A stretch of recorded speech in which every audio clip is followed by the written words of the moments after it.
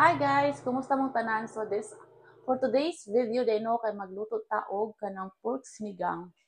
Kani siya nga sinigang kay lahi siya no kay kanang sinigang gyapon siya pero lahi una ko siya luto kay kani siya kay ah ako din siya lutuon the way nga akong pares mga mukaon kay akong pares kay kanang na siya mga certain vegetables na dili siya mukaon nasad siya mga lamas na dili siya mukaon.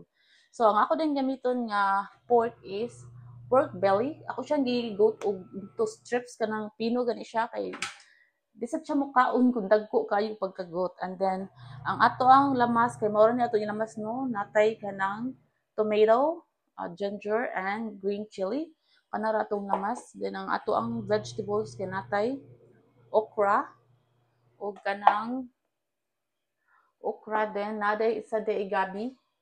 Then natay radish,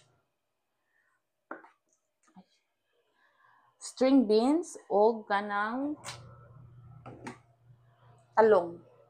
So, ako nun anak ko kaldero nga gilimpyuhan. So, ang akong buhaton is, ako lang siyang ikuan ang pork without any oil. Kay, naman siya i-on nga kung ano. Ako ra siyang ikuan. Pag-awso ng ihang tubig para mawa ang ihang smell. So, maano akong kuanon. So, ato nang ibutang ang ato ang pork. Anak ko siya, pero siyang ibutang. Pero ako siyang butangan og salt para mo kuan ang iyahang na siya lasa ba mo kuan sa iyahang meat.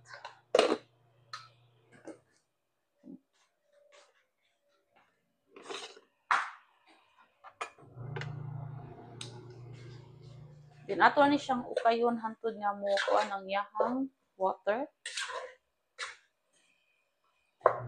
So, ana ra siya. So ato siyang takuban para mo gawas jud ang iyahang water no and we just wait. So ato nang i-check no kung gawas na ang iyahang oil.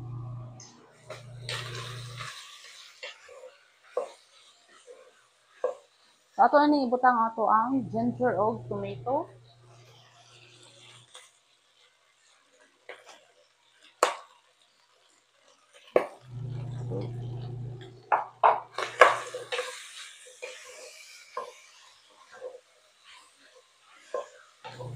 Siyang ukayon hantod nga makakuan ang tomato niya no.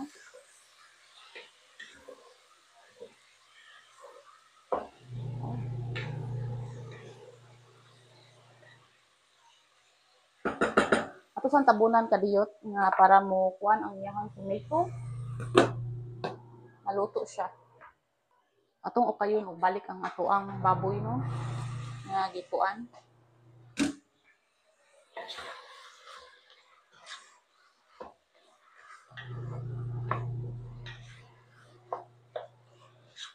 So okay na ang tomato. So ato na ning ibutangan og tubig.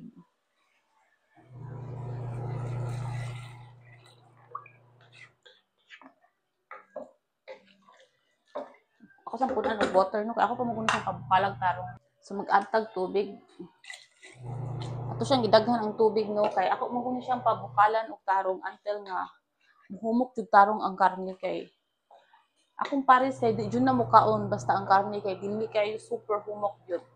Naging mubuwag na gani ang fats ug ang kuan sa karne. So ato siyang pabukalon og tarong until nga humok siya before nato ibutang ang uban natong mga vegetables. So nangbukal na ang ato ang kuan no, ang ato ang baboy ngayon. Nga atong kuan. So ato na ning ibutang ang ato ang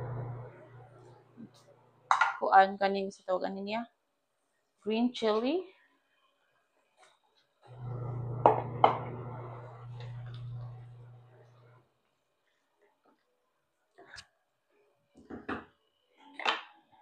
Then ato na sa ning ilunod ang ato ang ako ra siyang gisagol no ang ato ang radish ug ang gabi.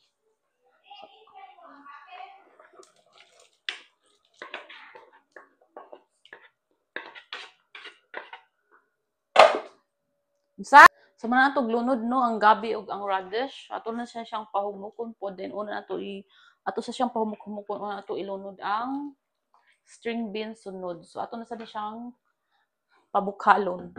Sige lang tag pabukal ani hangtod nga mohumok siya tarong no. Siyang takluban. So ato nang i-check ang ato ang kung humok na bang gabi ug ang radish.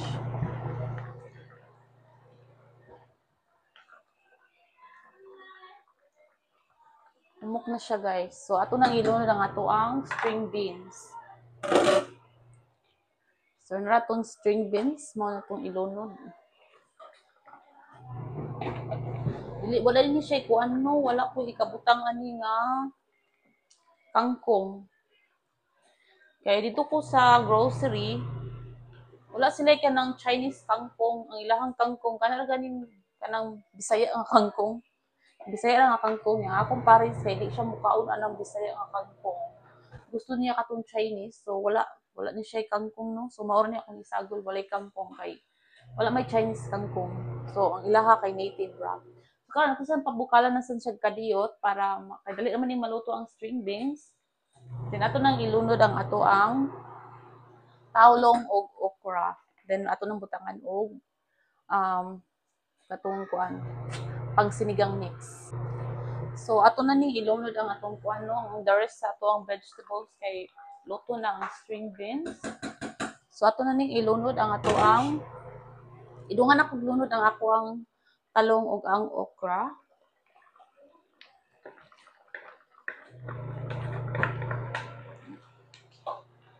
Daghang kay siya vegetables. See, sticky siya. Ang ani ang nakasticky ani niya no kay ang okra gani kay pino siya pagkagot, then ang pod ang si tawag ana ang gabi. Kay ang gabi pino sa siya pagkagot niya na overcook na siya ba nalata na siya, so mao ni siyang naing-ani. So ato na siyang butangan og sinigang mix. Ana man mo lang nato kay di siya ganahan aslom kaayo. So kani siya nga sinigang kay para jud ni siya sa kani siya nga style sa pagluto ng sinigang para jud sa akong pares. Okay? Sticky kayo. Wala gamay ra kay siya sabaw. Okay? So ato na lang niyang palutuon ang ato ang talong ug okra dayon okay man na siya wala naman ko ilunod nga kuan ani kay wala may kanang kangkong, so ato siya siyang tabunan mo,